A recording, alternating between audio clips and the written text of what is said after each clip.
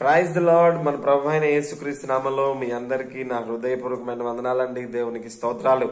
ఈరోజు మొట్టమొదటి సామెత ఏంటంటే సామెతల గ్రంథం 1వ అధ్యాయము 7వ వచనం. యెహోవా యందు భయభక్తులు కలిగి ఉండుట తెలివికి మూలము, మూర్ఖులు జ్ఞానమును ఉపదేశమును తిరస్కరించుదురు. సో తెలివికి మూలం, జ్ఞానమునకు మూలం ఏంటంటే యెహోవా యందు భయభక్తులు కలిగి ఉండడమే తెలివికి మూలము. ఒకవేళ నువ్వు దేవుడు లేడు, జీవుడు లేడు, ఎవరు లేరు, నా సృష్టే నాకు దేవుడు, లేకపోతే ఇంకేదో నాకు దేవుడు, నేను చేస్తున్నటువంటి పనే నాకు దేవుడు, లేకపోతే నేనే దేవుణ్ణి, ఇలాంటి భావనలు, ఇలాంటి ఆలోచనలు మనం నమ్ముతున్నట్లయితే, వాటిని అనుసరిస్తున్నట్లయితే మనం నిజమైనటువంటి తెలివి కలిగిన వారముగా లేవు. అసలు తెలివికి ప్రారంభపు మెట్టు ఏంటంటే యెహోవాను నమ్ముట, అంటే దేవుని యందు భయము మరియు భక్తి కలిగి ఉండుట.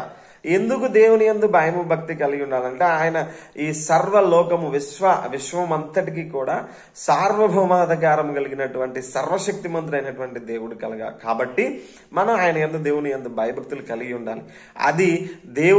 అది తెలివికి మూలము, ప్రారంభము, పునాది లాంటిది. ఒకవేళ మనం దేవుడు లేడు, ఏమి లేడు అంటున్నాం అంటే మనకు నిజమైన తెలివి లేదు అని అర్థం.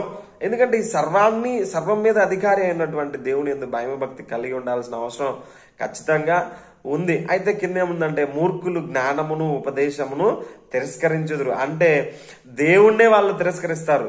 అంటే ఇప్పుడు దేవుణ్ణి తిరస్కరించే వారందరూ ఎలాంటి వారంటే మూర్ఖంగా మాట్లాడేవారు అని సొలొమోను దైవ ప్రేరేపణ చేత చెప్తూ ఉన్నాడు. కాబట్టి ఎవరైతే దేవుడు లేడు, దేవుడు ఎక్కడున్నాడు అని ఇలాంటి ప్రశ్నలన్నీ అడుగుతూ దేవుని యందు భయం భక్తి విడిచి ప్రవర్తిస్తున్నారో వారందరూ ఒకసారి ఆలోచించుకొని దేవుని యొక్క క్రియలను గమనించి దేవుణ్ణి నమ్ముకున్నప్పుడు మీకు నిజమైన తెలివి, నిజమైన జ్ఞానము మీకు మనందరికీ లభిస్తూ ఉంది.